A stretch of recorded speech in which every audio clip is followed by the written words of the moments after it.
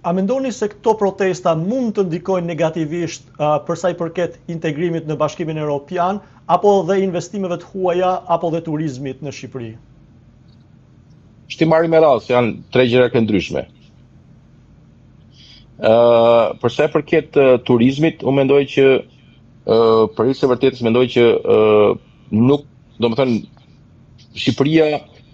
vetëm ka pasur një ribrandim ndërkombëtar, sepse ne njohim mirë edhe di mirë që fatkeqësisht nami i Shqipërisë në lajmet ndërkombëtare ka qenë kryesisht për afera korruptive, për korrupsion, për në kinematografi kemi parë që portretizohen si trafikant, krim, kështu që ndërkohë po del ndryshe në media ndërkombëtare, si asim më parë që po kthehet vëmendja, siç thash për shkak të profilit të Kushnerit. Dhe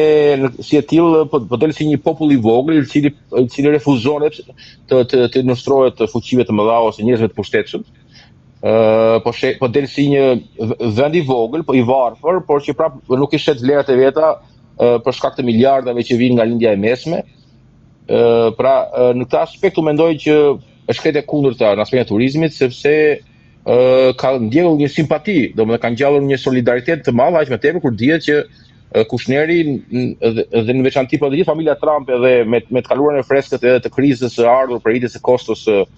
pas ndërhyrjes në Iran, nuk është më në maksimumin e njeriut popullor, po themi në arendë ndërkombëtare, plus që dihet tashmë që investimet e tij nuk vijnë se ai është super i zoti, po ai ka përdorur influencën e vjerit të vet për të bërë i pasur më shumë se çka qenë. Sepse në fundit edhe financuesi kryesor të fondit të tij investitor janë Arabia Saudite dhe monarkitë të tjera të lindjes së mesme. Pra nuk është se ai ka fituar besim, respekt në investitorëve nga vetë demokratike kapitaliste, por kjo është një lloj transaksioni ku ata për të blerë influencë e shtëpia e bardhë dhe familja Trump i fusin parat e ky fond investim. Në këtë aspekt kjo temë, po themi, e rëndë e abuzimit të nivelit lartë me pushtetin e autoritetin ka patur dhe ka gjetur një përplasje mund në Shqipërinë e vogël, edhe në këtë aspekt shumë nga anë mban bota e shikojnë këtë me simpati, me thënë drejtën, edhe me shumë, unë e kam parë edhe me rreth një tip të shokëve e shoqeve që kam pasur nga vende ndryshme të botës, gjatë kohës studimeve të mia ose konferenca seminare të shumta ku kam qenë jashtë, që e shikojnë me një lloj admirimi se si Shqipëria bën rezistencë kësaj gjëje. Kjo ka të bëjë me turizmin dhe reputacionin. Së dyti, merremi vesh që kjo çështje është çështje që ka të bëjë me drejt për drejt me kriteret e Bashkimit Evropian, ka të bëjë me piketat e përcaktuara në proces, me kapitullin 27, kapitulli mjedisit e klimës, ku kërkohet në mënyrë specifike anullimi i ligjit 2015 për investimet, kërkohet që të rehabilitohet, po themi, edhe të rikthehet mbrojtja ndaj zonave të mbrojtura, kërkohet respekti që përmbushja e atyre kritereve të bëhet sa më shpejt. Pra, çështja kryesore këtu është që këto janë piketa që janë vendosur nga Bashkimi Evropian, këtu nuk është vetëm për shembull piketa 27.5 për shembull, thot konkretisht që të hiqet ligji ose më saktë që amendimi i ligjit për zonat e mbrojtura dhe isha ja mendim që hapi rrugën buldozerëve për të prishur habitatet natyrore që janë të kategorive ndryshme. Pra, ato janë në këtë aspekt dihet mirë që Bashkimi Evropian ka një ndjeshmëri shumë të madhe ndaj ambientit dhe nëse këto kërkesat e Bashkimit Evropian do bini veshurve, po mos kishin protesta, prapse procesi do bllokohej. Kështu që shpresoj që pasi ndodhen protestat dhe pasi Bashkimi Evropian tashmë është shprehur për kriteret edhe që nevojnë që qeveria të rishikojë projektin e saj në Zvërnec, shpresojmë që të zhbllokohet integrimi evropian në aspektin e procesit, të zhbllokohet dhe qeveria të përmbushi ato parakushte që janë vendosur. Pra, jo vetëm që protestat nuk e bllokojnë, por protestat kontribuojnë në zhbllokimin e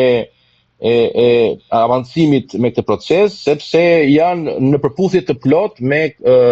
rekomandimet, me benchmarks që ka vendosur Bashkimi Evropian, me piketat që ka përcaktuar Bashkimi Evropian. Pra, kemi një martesë të mirëfillt, po themi harmonizim qoftë të qëndrimeve të protestuesve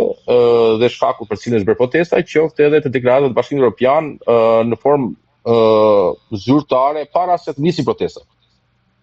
Në suazën e këtyre protestave dhe pakënaqësisë së madhe të akumuluar gjatë gjithë këtyre viteve, jo vetëm ndaj qeverisë Rama, por ndaj gjithë qeverisjeve të këtyre 36 viteve të fundit në Shqipëri. Pakënaqësive brenda dhe jashtë vendit që janë shprehur edhe nga diaspora në protesta të ndryshme dhe pritet të shtohen edhe më shumë dhe shumë pjesë mërgjimtar pritet të rikthehen këtë fundjavë për protesta edhe më të mëdha. Nëse do të ishit këshilltari i Zotit Rama, çfarë do t'i thoshit në këtë rast për ta përmbyllur? Po, padyshim që unë pëlqen të them që do duhet të ketë ndërheqje shumë kohë më para, sepse me kaq shumë afera korruptive, skandale të njëpasnjëshme, do duhet të ketë ndërheqje shumë kohë më para, me thënë drejtën, sepse mjafton shikohet çfarë po ndodh me Spakun edhe me njerëzit e tij të afërt edhe me një zëvendëskryeministër që është në rati edhe zëvendëskryeministër tashmë që është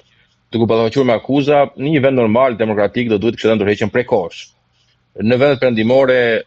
japin ndërheqje vetëm kur përflitet skandalet, kurse këtu janë vendosur pranga e prapë s'ka dhënë ndërheqje njeri. Kështu që nëse do bëja praktikën tipike të një vendi perëndimor evropian ku ne aspirojmë të shkojmë, do të ishte ndërheqja shumë kohë më para se të ishte kjo protestë.